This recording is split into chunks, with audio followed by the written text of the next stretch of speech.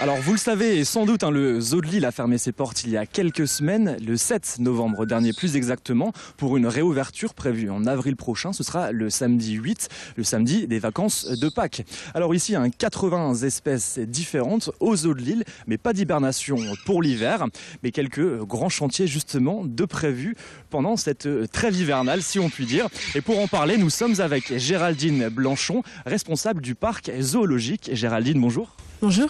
Alors expliquez-nous un petit peu ce qui va se passer durant cet hiver-là. Pourquoi une fermeture plus longue que d'habitude pour des travaux, si on a bien compris la chose? Alors, cette année, c'est un petit peu exceptionnel puisque, comme vous le savez, le parc zoologique passe en mode payant.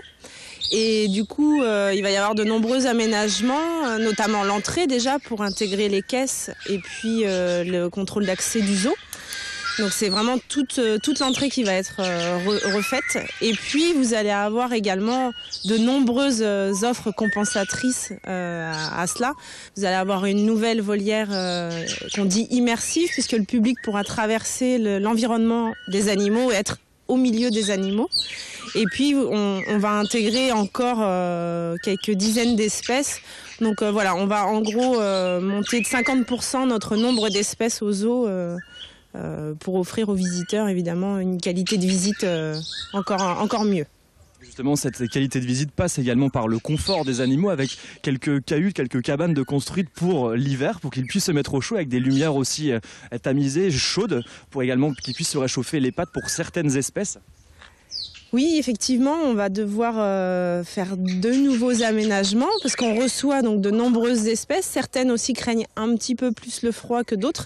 Donc, on crée des aménagements pour l'hiver pour qu'ils puissent être, que tout réponde à leurs besoins physiologiques et du coup qu'ils puissent avoir accès à des points chauds s'ils en ont besoin.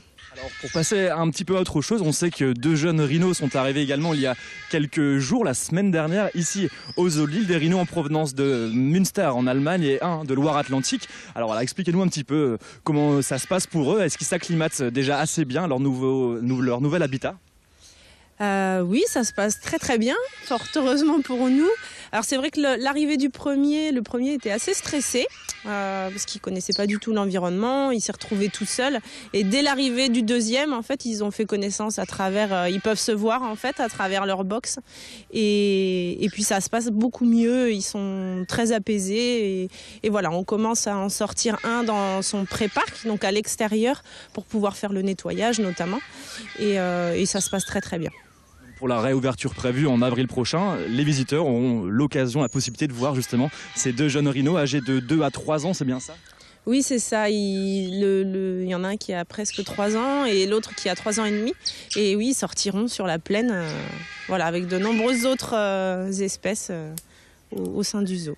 Géraldine Blanchon, merci en tout cas pour avoir répondu à nos questions. Nous, on va faire un petit tour et puis on vous présentera quelques images sur Grand Lille TV, bien sûr.